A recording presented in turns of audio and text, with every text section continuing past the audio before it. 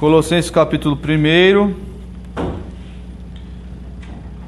Nós vamos continuar a exposição desse texto. Semana passada nós explicamos o versículo 18, que fala, que inicia a sessão em que mostra que Jesus tem a supremacia sobre a nova criação, ou a redenção, como quiserem chamar, e diz que Jesus é o cabeça da igreja, o corpo que é a igreja, princípio primogênito de entre os mortos, para em todas as coisas ter a primazia ou a supremacia.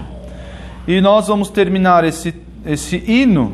Lembram que eu disse para vocês que esse trecho compreende os versículos 15 a 20, formam um hino que era utilizado na igreja naquela época, e vamos terminar hoje, se Deus quiser. Vamos caminhar palavra por palavra a explicação. Pode colocar aí, Robson, esse pedaço. Não, o outro. O slide anterior. Só para os irmãos se localizarem novamente. Essa é a nossa mensagem central desse trecho todo, dos versículos 15 a 20. Jesus Cristo é Deus e tem a preeminência sobre tudo. É essa mensagem que Paulo quer transmitir para os colossenses. E é essa mensagem que nós devemos receber hoje também. A primeira parte, nós explicamos, versículo 15 a 17, Jesus tem a preeminência sobre a criação. E nos versículos 18 a 20, Jesus tem a preeminência, a supremacia ou a primazia, são sinônimos, sobre a nova criação. E nós vamos explicar hoje os versículos 19 e 20. Vamos ler a partir do versículo 18, que é o trecho que engloba, para nós contextualizarmos. Diz assim, Colossenses 1,18: Ele é a cabeça do corpo da igreja, ele é o princípio, o primogênito de entre os mortos, para em todas as coisas ter a primazia. Porque aprove a Deus que nele residisse toda a plenitude, e que, havendo feito a paz pelo sangue da sua cruz, por meio dele reconciliasse consigo mesmo todas as coisas, quer sobre a terra, quer nos céus. É importante nós observarmos aqui que Paulo quer fazer, e ele vem fazendo isso desde o versículo 15, uma conexão, uma relação direta entre Deus e Jesus Cristo. Por quê? Porque ele quer mostrar que Jesus é Deus também. Então ele volta, na verdade, esse Deus que vocês veem aí, eu não sei como está na tradução de vocês. Está aqui na RA, está porque aprove a Deus. E na NVI está, pois foi do agrado de Deus. Esse Deus não existe no verbo original, no grego, no texto original. Então de onde o tradutor tirou esse sujeito? Ele trouxe dos versículos anteriores. O versículo, ele fala do Pai, os versículos 12, versículos 11, fala do versículo 15, que de Jesus é a imagem do Deus invisível. Então esse Deus, aprove a Deus, não existe no texto original, mas podemos trazer esse sujeito dos versículos anteriores. E esse termo, aprove, é o mesmo termo utilizado lá no batismo de Jesus. Acho que não aconteceu nada com ninguém, né? Senão teria... Geralmente quando você ouve um barulho assim, se é alguma coisa grave, você ouve um berro depois, né? Mas, enfim, deve ter sido alguma porta, alguma coisa que caiu. Mas esse termo aprove é o mesmo termo que nós vemos no batismo de Jesus. Como é que é a fala de Deus naquele momento? Quem se lembra? Este é o meu filho amado, em quem me comprazo. Eu era criança e eu li essas traduções, eu não entendia nada. O que é comprazer? Eu me comprazo. Essa é a ideia, em quem eu me agrado, em quem eu tenho prazer. Esse aqui é o mesmo termo. Então, foi da vontade de Deus, foi do seu agrado, da sua iniciativa, da iniciativa do próprio Deus, fazer residir em Cristo a plenitude, a sua própria plenitude. Então, Paulo quer fazer essa conexão entre Jesus e Deus para mostrar duas coisas. Que Jesus é o próprio Deus e que Jesus não é uma emanação de Deus. Lembram da primeira parte? Que Paulo estava mostrando que Jesus não era um ser criado. Lembram disso? Que Jesus estava acima da criação. Paulo quer aqui reforçar que Jesus não é um ser criado, que Jesus não é uma emanação de Deus. E de onde vem essa história de emanação? O termo utilizado aqui por Paulo para plenitude é o pleroma. Não sei se vocês lembram, nós já falamos sobre esse termo aqui em aulas passadas. O pleroma para o gnóstico, gnosticismo nascente e que foi crescendo até o segundo, quarto século, o pleroma era a reunião de todas as emanações, de todo o poder, de toda a autoridade de Deus. Esse era o pleroma para o gnóstico. Então, eram aquelas ideias espirituais e todas as emanações, e as emanações poderiam contar os anjos. Lembram que eu disse que os anjos, para os gnósticos, tinham autoridade e poder sobre as pessoas?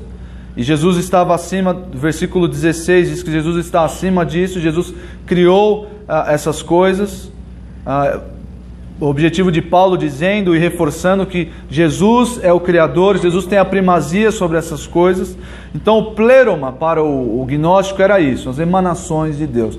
E poderia ser que na heresia de Colossos, nas suas proposições gnósticas, alguém dissesse que Jesus é mais uma emanação de Deus. E a ideia aqui que Paulo quer atacar, e frontalmente ele usa o termo pleroma, que está traduzido aí por plenitude, demonstra que Jesus não é mais uma emanação de Deus, mas nele habita a plenitude. O pleroma habita em Jesus. Então ele é o próprio Deus. Tudo que concerne a divindade está em Jesus. É isso que Paulo quer mostrar, isso Paulo quer atacar frontalmente a heresia de Colossos e as proposições gnósticas. Abra sua Bíblia aí em Colossenses 2,9, vira a página, é a mesma ideia, ele utiliza o mesmo termo, só que o termo aqui no 2,9 está qualificado.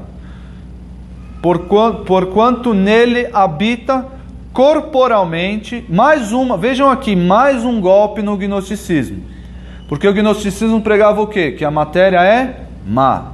Então Deus não se preocupa com isso, Deus não pode assumir a matéria, porque ela é má. Então Paulo, mais um golpe aqui no gnosticismo, dizendo que em Jesus habita corporalmente o quê? A plenitude, o pleroma da divindade. Então tudo relacionado a Deus, tudo concernente a Deus está em Jesus, ou seja, Jesus é o próprio Deus. Essa é a lição que Paulo quer transmitir. Veja aí em João 1,16. João também é um livro, é um evangelho, na verdade, que quer mostrar, que quer transmitir a mensagem de que Jesus é Deus. Em João 1, vocês podem ver essa ideia aí. João 1 utiliza o mesmo termo de todos recebemos da sua plenitude, graça sobre graça. Essa é a mesma ideia. Tudo que concerne a divindade está em Cristo. Efésios 1, 20 e 23. Também muito importante para entendermos esse trechinho. E essa ideia de habitação da plenitude. Efésios 1, 20 a 23. Quem achou pode ler. Que atuou em Cristo, ressuscitando dentre os mortos e fazendo-o sentar-se à sua direita nos céus, muito acima de todo principado, autoridade, poder, domínio e de todo nome que se possa ser pronunciado, não só nesta era, mas também na vindoura. Também sujeitou todas as coisas debaixo dos seus pés, para que seja cabeça sobre todas as coisas, e o deu à igreja, que é o seu corpo, a plenitude daquele que preenche tudo em todas as coisas. Vejam aqui, esse texto é muito parecido com o texto que nós estamos estudando a partir do versículo 15, porque ele vai mencionar aquelas ordens de anjos, lembram? versículo 16 de Colossenses, autoridade, governo, poder, domínio, isso nós explicamos lá atrás, são ordens, são categorias de anjos, e Jesus está acima de tudo isso. E aí o versículo 23, Deus colocou todas as coisas debaixo dos seus pés. Aqui é a mesma ideia do trecho que nós estamos estudando, versículo 17. E no final do trecho, a plenitude daquele que enche todas as coisas e em toda e qualquer circunstância. Mesma ideia do que está escrito em Colossenses 1, versículo 19. Muito bem, deu para entender esse trechinho? É uma explicação muito simples. Para nós parece ser muito simples, mas para o leitor original, isso é o que a gente brinca, isso abria a cabeça. Abria a cabeça e o leitor olhava para isso e ele ficava surpreso com essas ideias e de que em Jesus habita a plenitude da divindade. Vamos seguir para o versículo 20. Eu fiz aí um esbocinho, na verdade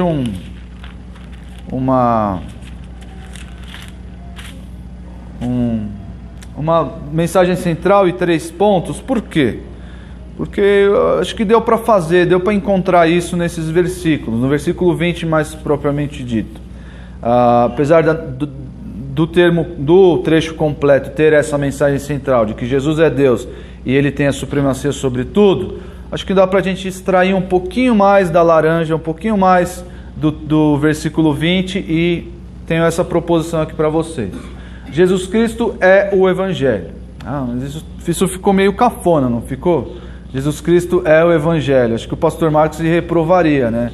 Essa mensagem central, porque ela não tem muito complemento, ela tem só o sujeito, o verbo e ali um complementozinho ali, mas é isso mesmo, essa é a mensagem do versículo 20. Jesus é o protagonista do Evangelho. Vocês lembram, quando nós explicamos o versículo 16, o finalzinho do versículo, tudo foi criado por meio dele e para ele. Esse trechinho, e por isso que eu trouxe aqui a vocês essa ideia do protagonismo de Jesus acerca do Evangelho. Por quê? Porque tudo que foi criado, e nós explicamos isso no versículo 16, tudo que foi criado foi por meio de Cristo e para Ele. A Ele foi dado toda a criação, e por meio do poder dele, por meio da palavra, lembram que Jesus é a palavra, por meio dele tudo foi criado. Pensando nele, tudo foi criado. A história foi escrita e desenvolvida pensando em Jesus. Nós cremos que Deus, em sua infinita sabedoria e soberania, nada pega Deus de surpresa. Não é que Deus fez o homem lá no Éden, está aqui, homem, fique aí, não coma da árvore, está tudo bem, tá? Aí está lá um certo dia, Deus vai procurar Adão. Onde você está, Adão? Mulher, eu estou escondido aqui porque a mulher pecou. E Deus pegou Deus de surpresa. Como você foi fazer tal coisa, que absurdo. Agora eu vou ter que fazer um plano B para restabelecer o nosso relacionamento. Não é isso. Desde os tempos eternos, Deus olhou para a história do universo, sempre pensando em Cristo, para dar a criação para Cristo e para fazer tudo por Ele e para Ele. Essa é a ideia. Então Jesus é o protagonista da história. Então Jesus é o protagonista do Evangelho. O que é o Evangelho? O que é o Evangelho? E nós vamos estudar hoje só no versículo 20. Então, se você quiser evangelizar alguém, preste muito bem atenção na explicação, porque você pode, se estiver cansado de evangelizar com João 3,16, você pode utilizar Colossenses 1,20, porque aí está contido todo o escopo, todo o conteúdo do Evangelho. E nós vamos ver o que é o Evangelho através do versículo 20. O primeiro, Robson, pode colocar aí.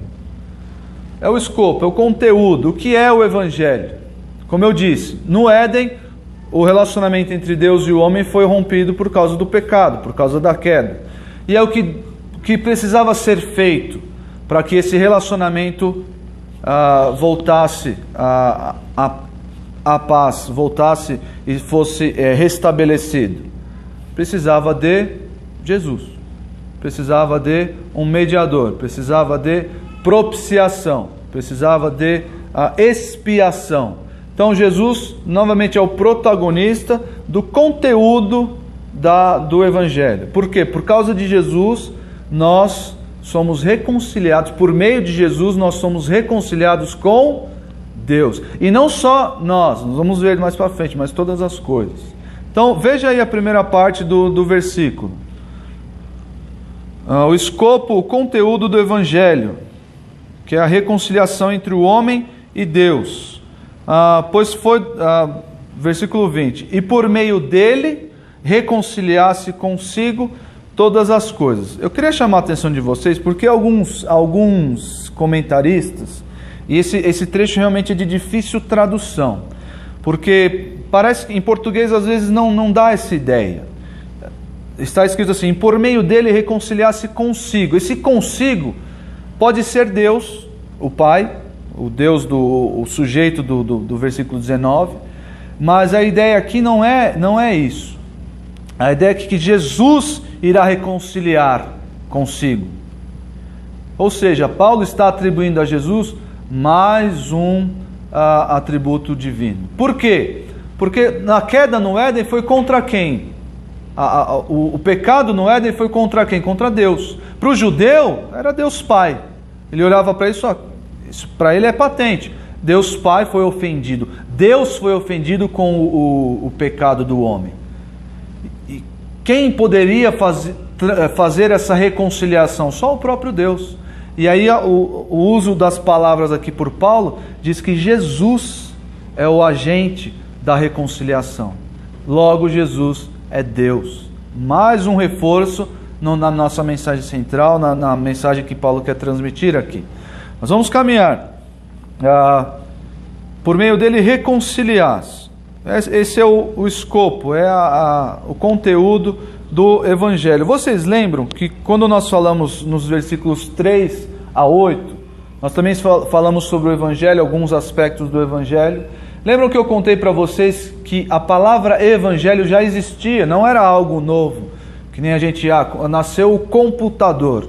Tem que dar um nome para esse negócio aqui que faz operações e tem as letrinhas. O que é isso? É um computador. Então inventaram a palavra aí para designar tal objeto. Mas o Evangelho, a palavra Evangelho já existia antes de Jesus vir, antes do cristianismo se estabelecer. E essa palavra, não sei se vocês lembram, ela é utilizada pelos soldados que vinham e traziam a notícia de paz na guerra. Então os soldados estavam em guerra, estavam em batalha, e vinha uma pessoa e utilizava essa palavra, evangelion, que era a notícia de boas novas. Que boas novas são essas? De que a guerra acabou, de que foi estabelecida a paz, de que se reconciliaram e a guerra e o conflito terminou, cessou. Essa é a ideia do Evangelho. Vejam aí essa mesma ideia em Romanos 1. Nós vamos ler um bom trecho aqui. Romanos 5, Romanos 5, versículo 1. Romanos 5, versículo 1 diz assim: tendo sido, pois, justificados pela fé, o que acontece?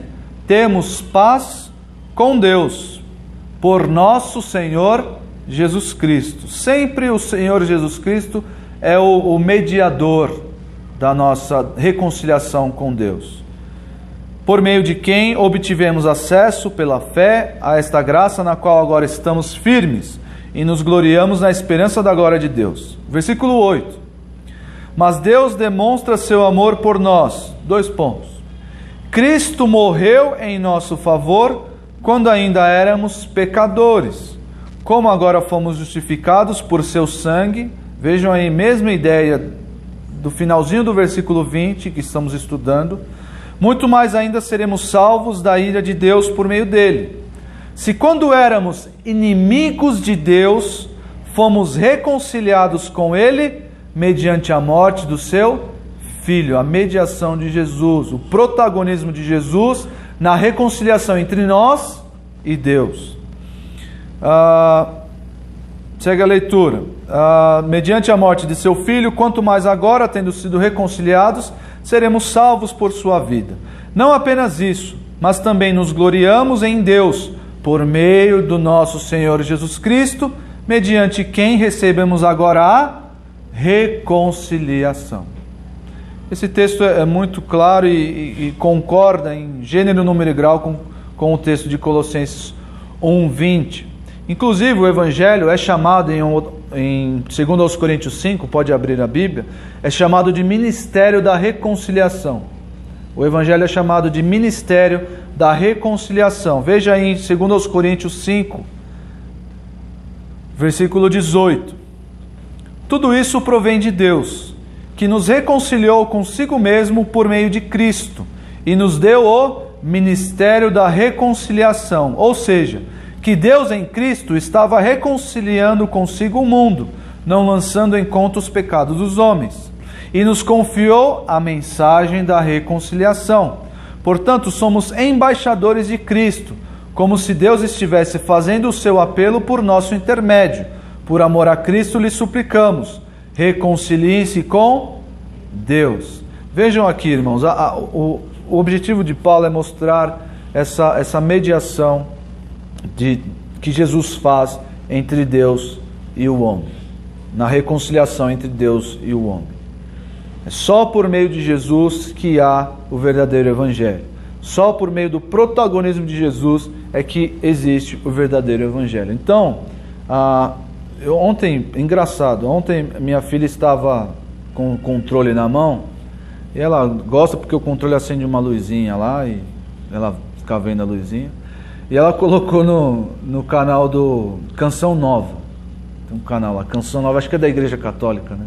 E estava passando aquele padre Fábio de Mello, é famoso esse padre, Fábio de Mello.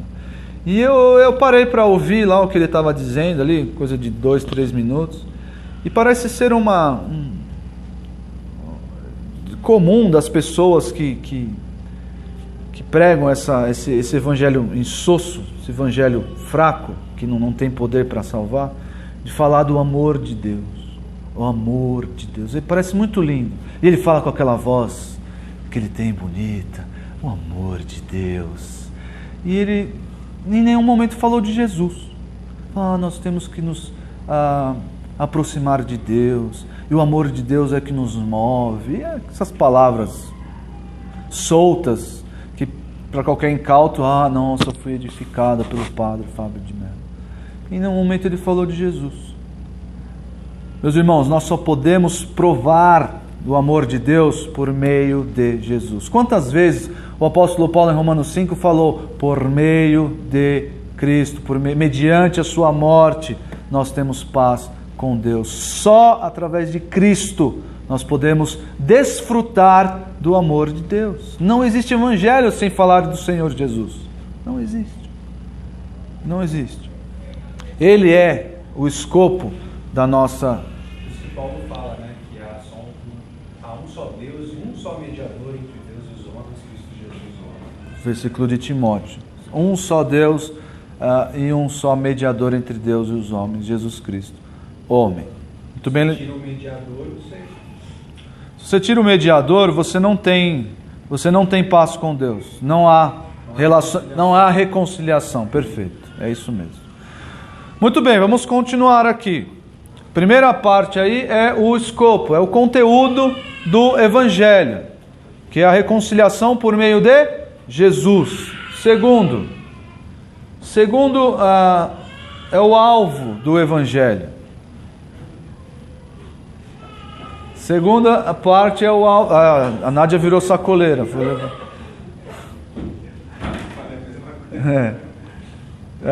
Segunda parte é o alvo do Evangelho. Qual é o alvo? Primeiro é o conteúdo. Quem é o alvo do Evangelho? Aí nós podemos pensar, são as pessoas, são os eleitos. Mas o texto de Colossenses, versículo 20, diz que existe algo mais que é alvo da reconciliação entre Deus e os homens. Que algo mais é isso? Todas as coisas. Todas as coisas. Em Cristo, por meio de Cristo, todas as coisas terão novamente paz com Deus. O que aconteceu no Éden? O Éden foi assim, o Éden gerou efeitos universais. O pecado de Adão e Eva gerou efeitos universais. A inimizade que o homem tem com a natureza, por toda a vida. A inimizade que o homem tem com Deus. A inimizade que a natureza geme. O texto fala, nós vamos ler esse texto, que a natureza geme, aguardando a reconciliação. Essa é a ideia. O alvo não é só a pessoa, não são só os eleitos, mas tudo, por meio de Jesus Cristo, por causa da sua obra redentora, será reconciliada com Deus. Veja aí, versículo 1 Coríntios 15. 1 Coríntios 15. Mas antes de ler esse texto, eu só queria trazer vocês a ideia de que Paulo, quando diz que todas as coisas, aí ele menciona quer as que estão na terra, quer as que estão nos céus. Aí tem, como eu disse, esse texto ele é de difícil tradução. Então os tradutores eles escolhem onde colocar as proposições, e na RA, na Revista Atualizada, reconciliar-se consigo mesmo todas as coisas ficou no final, quer sobre a terra, quer nos céus. Na NVU ficou no meio do texto. Mas quando Paulo utiliza quer que as coisas que estão na terra, quer as que estão no céu, ele quer trazer à mente dos colossenses duas coisas. Primeiro, gnosticismo. Mais um golpe no gnosticismo. Por quê? Porque por meio de Cristo, as coisas materiais serão reconciliadas. As coisas materiais. Deus se preocupa e tem um propósito, um objetivo para as coisas materiais. Não é tudo na ordem do espiritual, não. As coisas que estão na terra. Deus vai reconciliar consigo as coisas que estão na terra. E as coisas que estão nos céus. O que são essas coisas que estão nos céus? Muito provavelmente, Paulo está pensando nas ordens de anjos do versículo 16. É difícil tirar isso da mente de um texto tão próximo.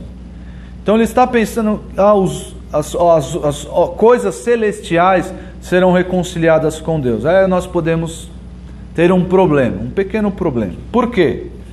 Porque a Bíblia diz que os anjos caídos conservaram a sua posição de anjos. Os anjos não caídos conservaram a sua posição, e os anjos caídos igualmente. Não há para eles chance, por meio do Evangelho, de reconciliação. Por quê? Algumas pessoas podem utilizar esse texto aqui, ó, tá vendo? E alguns pais da igreja, não, alguns teólogos da época dos pais da igreja, utilizavam esse texto para dizer que, ó, no final das coisas, todas as coisas, quer no céu, quer na terra, serão reconciliadas com Deus. Isso é uma ideia universalista, de que no final das contas, Deus vai salvar todo mundo e todo mundo vai ter paz com Deus. Mas nós sabemos, pelo ensino geral das Escrituras, que não é isso que vai acontecer. Não é isso. Tem pregadores hoje em dia que ainda sustentam essa ideia absurda, ideia de Orígenes, inclusive, de que tudo vai ser reconciliado com Deus e você vai chegar lá no céu e vai comer na mesma mesa e vai encontrar Hitler sentado na mesma mesa que a Madre Teresa de Calcutá, e você vai ter todo mundo lá, porque no final das contas Deus vai reconciliar. Isso não poderia estar mais distante da verdade. Qual é a ideia aqui então? As coisas que estão sobre a terra nós podemos até diferenciar, realmente são as pessoas, os eleitos que estão aqui. Mas as coisas que estão nos céus são os anjos vão se reconciliar com Deus? Os anjos caídos vão voltar à sua posição? Não é isso. Na verdade, o que Paulo quer ensinar aqui, nesse trecho, é mostrar que Jesus, lembre na nossa mensagem central, que Jesus tem supremacia sobre tudo. E que por meio de Jesus, tudo voltará a ter ordem. Então as coisas celestiais, Deus tem poder, Jesus tem poder sobre elas, é autoridade sobre elas. E por meio do senhorio de Cristo, tudo voltará a ter ordem. Tudo está debaixo dos seus pés, como nós olhamos no texto. Então essa é a ideia aqui, não quer dizer que os anjos serão reconciliados com Deus, não é isso. Mesmo porque existem outros textos que mostram que isso não pode acontecer. Muito bem, esse é só um parênteses nessa questão, mas eu acho, Paulo deu esse golpe no gnosticismo, mostrando que as coisas materiais serão reconciliadas e por meio de Cristo são reconciliadas com Ele, mas eu acho que existe nesse texto, não sei se vocês concordam comigo, existe nesse texto um eco, um quê escatológico, algo que leva a mente dos leitores originais lá para o futuro. Por quê? Existe um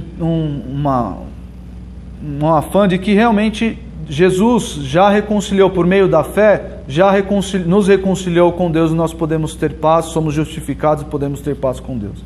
Mas existe algo, a plenitude, a reconciliação plena, ela vai acontecer só lá na frente, na nova ordem, no novo céus e nova terra. Vamos ler alguns textos e tentar encontrar esse quê escatológico que existe nesse texto. 1 Coríntios 15, abra aí, 1 Coríntios 15,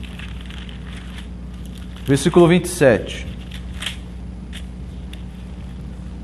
1 Coríntios 15, versículo 27.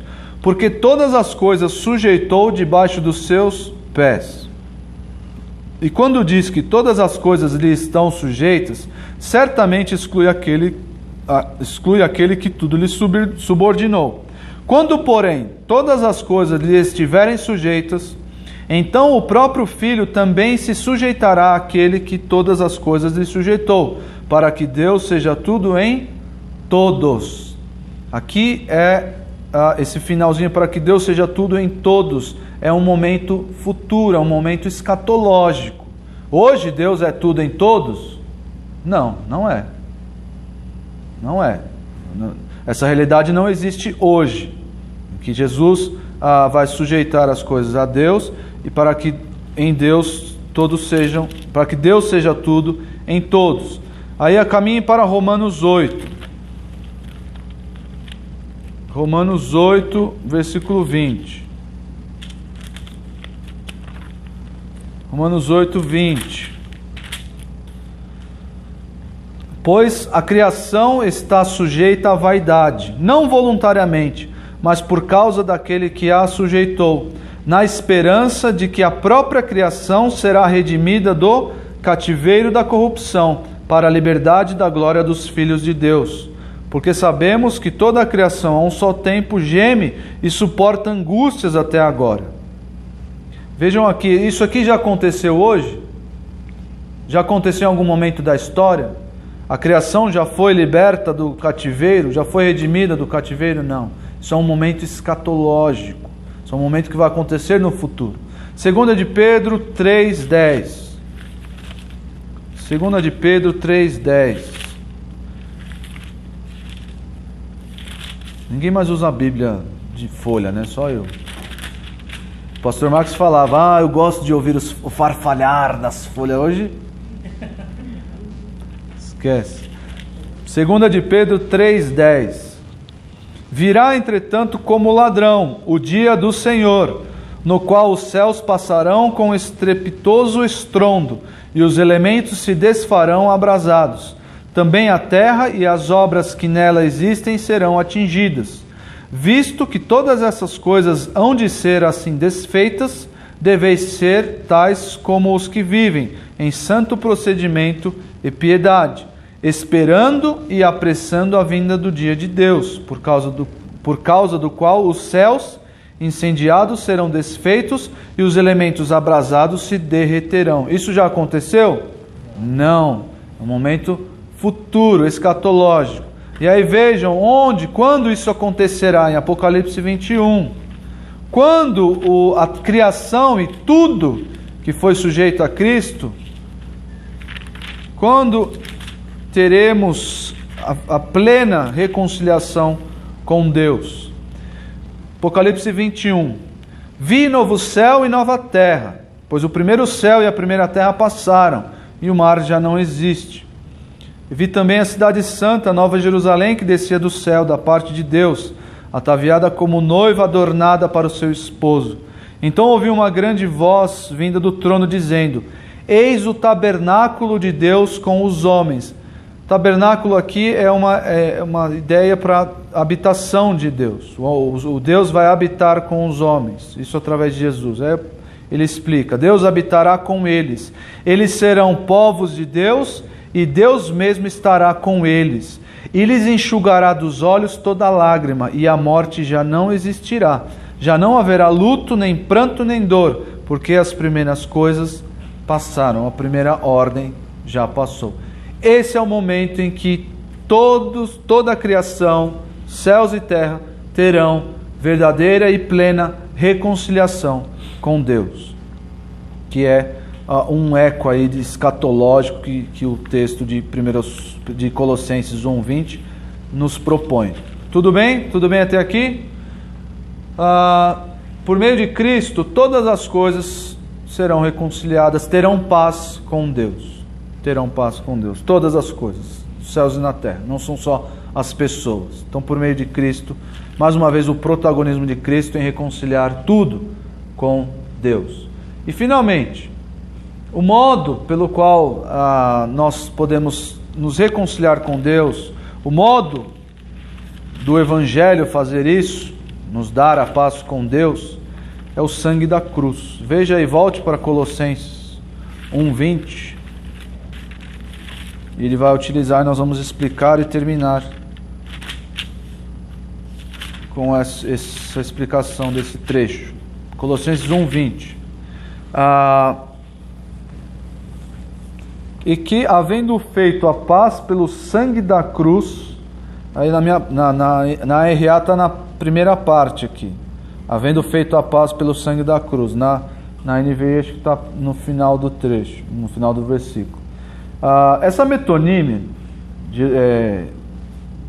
fazer a paz por meio do sangue, ela é usada em outros textos, em outras partes da Bíblia. Em Efésios 1:7, não precisa abrir. Em Efésios 1:7, Efésios 2:13 é muito utilizada essa ideia do sangue, que é o sangue expiatório de Cristo. Mas aqui Paulo utiliza dois termos que na literatura neotestamentária são sinônimos. Sangue e cruz querem dizer a mesma coisa. E ele não usa essa construção, essa repetição em outro lugar. Ou ele usa cruz ou ele usa sangue. Aqui ele usou os dois. Por que será que ele fez isso? Por que será que ele utilizou os dois termos? O primeiro termo, sangue, lembram que a heresia de Colossos era formada por proposições judaicas também? Lembram disso? Eram três áreas, era o gnosticismo, era o judaísmo e as proposições gregas, do misticismo grego. A heresia de Colossos tinha esse mix dessas três ideias, e aqui Paulo quer, para os judaizantes, ele quer provocá-los, dizendo sangue. Por quê? O que era o sangue para o judeu? O sangue para o judeu era muito claro, era a forma de propiciação, de expiação dos pecados. O judeu lia sangue, ele já pensava nisso imediatamente. Então Paulo utiliza o termo sangue aqui para atingir essas pessoas e dizer, Jesus fez paz entre nós e Deus por meio do seu sangue. Jesus era o cordeiro expiatório. Jesus é o cordeiro que fez a propiciação entre nós e Deus, a propiciação pelos nossos pecados, e tornou Deus propício a nós. O judeu olhava sangue, imediatamente isso vinha à sua mente, a obra expiatória do sangue. E por que ele utiliza a cruz? O que a cruz significava na literatura neotestamentária? Eu acho, irmãos, que cruz aqui vai trazer a ideia de humilhação do nosso Senhor. Porque nesse trecho todo aqui, Paulo colocou Jesus lá em cima, certo? Jesus é supremo da criação, a Ele tudo foi entregue, tudo foi feito por meio dEle, para Ele. Jesus é Deus e colocou Ele lá em cima.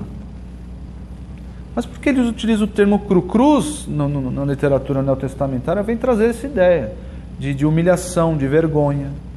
Porque só pessoas muito ruins, muito criminosos da pior espécie eram mortos em cruz. O Evangelho tem essa faceta feia da humilhação de Cristo. Tem essa cor acinzentada, esse borrão da cruz, da vergonha da cruz.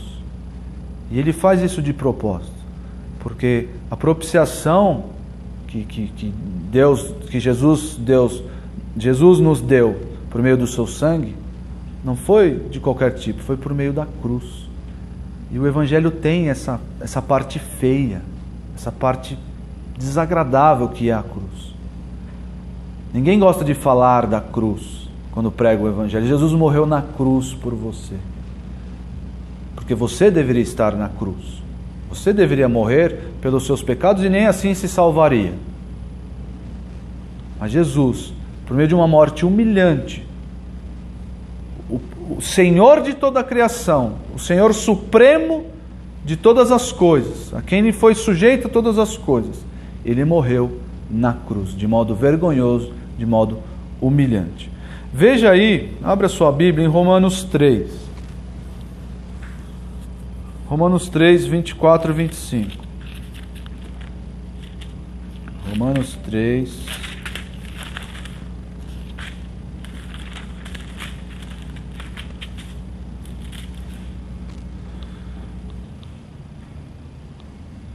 Romanos 3, 24 e 25. Sendo justificados gratuitamente por sua graça, mediante a redenção que há em Cristo Jesus, a quem Deus propôs no seu sangue, como propiciação mediante a fé, para manifestar a sua justiça, por ter Deus, na sua tolerância, deixado impunes os pecados anteriormente cometidos. Eu quero chamar a atenção de vocês para o trecho em que diz que no sangue nós temos propiciação com Deus. Hebreus 9, também essa mesma ideia. Hebreus 9, versículo 11. Quando Cristo veio como sumo sacerdote dos benefícios agora presentes, Ele adentrou o maior e mais perfeito tabernáculo, não feito pelo homem, isto é, não pertencente a esta criação. Não por meio de sangue de bodes e novilhos, vejam aqui o jeito que acontecia no Antigo Testamento, mas pelo seu próprio sangue, Ele entrou no Santo dos Santos, uma vez por todas, e obteve eterna redenção. Ora, se o sangue de bodes e touros e as cinzas de uma novilha espalhadas sobre os que estão cerimonialmente impuros os santificam de forma que se tornam exteriormente puros, quanto mais então o sangue de Cristo, que pelo Espírito Eterno se ofereceu de forma imaculada a Deus, purificará a nossa consciência de atos que levam à morte, de modo que sirvamos ao Deus vivo. Outra forma, eu acho que outro objetivo de Paulo ao utilizar o sangue da cruz foi mais uma vez golpear o gnosticismo. A matéria é má. Alguns gnósticos diziam que Jesus não tinha um corpo físico.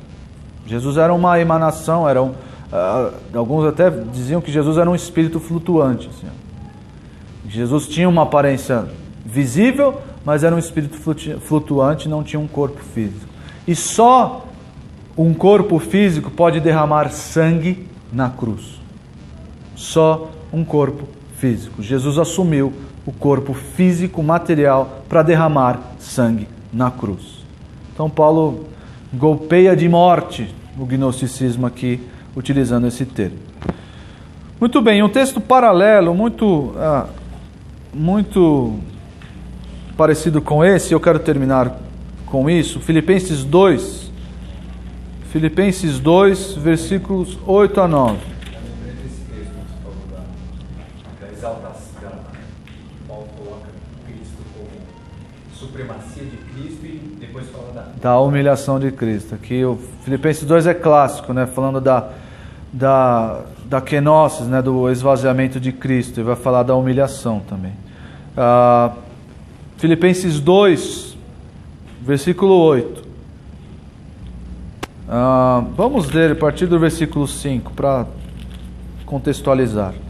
Tende em vós o mesmo sentimento que houve também em Cristo Jesus, pois ele, subsistindo em forma de Deus, não julgou como usurpação ser igual a Deus.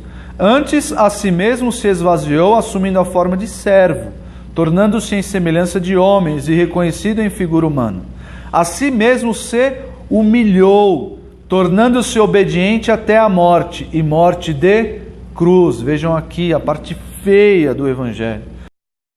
De maneira, ele deu o nome que está acima de todo nome, para que ao nome de Jesus se dobre todo o joelho, nos céus, na terra e debaixo da terra, e toda língua confesse que Jesus Cristo é Senhor, para a glória de Deus Pai. Aqui temos no versículo 8 a humilhação de Cristo, e no versículo 9 a 11 a exaltação de Cristo.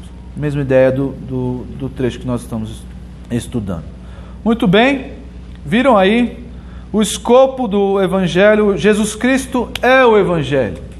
Ficou meio cafona isso aí, mas essa é a ideia. Espero que vocês levem isso para casa. Falou de Evangelho sem Jesus, não é o Evangelho. Por quê? Porque o conteúdo do Evangelho é reconciliação entre Deus e o homem por meio de Cristo. Reconciliação de quem? De todas as coisas, por meio de Cristo. E finalmente, o modo por meio do sangue na cruz derramado, o sangue derramado por Jesus Cristo. Não tem evangelho sem o protagonismo do nosso Senhor e Salvador Jesus Cristo. Muito bem, eu elaborei algumas aplicações. 7 e 8 porque a gente veio estudando desde o versículo 15. Então, como o sermão parece ser uma só, a proposição central e os 2 pontos, então eu fui adicionando aplicações. Então é desse trecho todo. Não obstante estarmos eternamente reconciliados com Deus, isso já aconteceu por meio da fé, nós somos justificados. Nossos pecados ainda fazem barreira entre nós e Deus e maculam nosso relacionamento com Ele. Nós não vamos ler o texto de Tiago. Avaliemos, pois, diariamente nossas ações para adequá-las à vontade do Senhor, com o fim de nutrirmos um relacionamento constante, saudável e frutificante com Ele. Nós temos sim já o ministério da reconciliação, mas quando pecamos, o nosso relacionamento com Deus não é quebrado, mas ele é manchado, nós nos distanciamos, o nosso pecado não pode nos trazer paz com Deus. Se há pecado em nossa vida, nós não temos real paz com Deus. Não pode haver real paz. Eu não posso chegar diante de Deus com pecados, nutrindo pecados na minha vida e ter um relacionamento saudável com Ele. Um relacionamento que frutifica em ações e frutifica em boas obras. Não há essa possibilidade. Então, nós devemos nos policiar, sempre avaliar as nossas ações, os nossos pensamentos, nossas palavras, para que haja entre nós e Deus realmente paz, por meio de Cristo. Sempre pedindo perdão dos nossos pecados, em nome do Senhor e por causa da obra do Senhor Jesus Cristo. A promessa de plena reconciliação da criação com o Senhor, aquela promessa escatológica, requer de nós uma resposta imediata. Então nós temos a certeza de que a criação será restabelecida, reconciliada com Deus. O que nós fazemos com isso? Ficamos imaginando as coisas, ficamos imaginando como será o futuro? Não. A resposta imediata do crente verdadeiro é: vivamos de maneira santa e piedosa, esperando o dia de Deus e apressando sua vinda. Esse apressar sua vinda não é evangelizar, para os eleitos se converterem, não é nada disso. Apressar a vinda é você desejar intensamente a vinda do Senhor. Você querer que o Senhor venha logo, e esse desejo se manifesta numa vida santa e piedosa. Essa é a nossa resposta hoje, para a certeza de que um dia toda a criação será reconciliada com o Senhor. Essa é a nossa resposta, e deve ser a nossa resposta todos os dias. Vamos orar. Senhor Deus, muito obrigado pela clareza da Tua palavra. Obrigado porque por meio do Teu Santo Espírito nós podemos assimilar essas verdades, não só como proposições intelectuais ou verdades que ficam na nossa mente, mas isso pode, por meio do Teu Santo Espírito, se transformar em vida santa, reta, que é o que o Senhor requer de nós. Ajuda-nos a fazer isso, ajuda-nos a responder às Tuas verdades com santidade, sempre desviando da nossa vida o pecado, sempre nos mantendo puros para nos relacionarmos contigo de maneira santa e piedosa, para estarmos em Tua presença aprovados. Ó Deus, nos purifica, nos santifica por meio da Tua palavra, por meio das Tuas verdades. E que venha o Senhor Jesus e reconcilie consigo todas as coisas. Que esse dia chegue logo, Senhor. Nós ansiamos por esse dia. E te pedimos que o Senhor venha logo. Em nome de Cristo.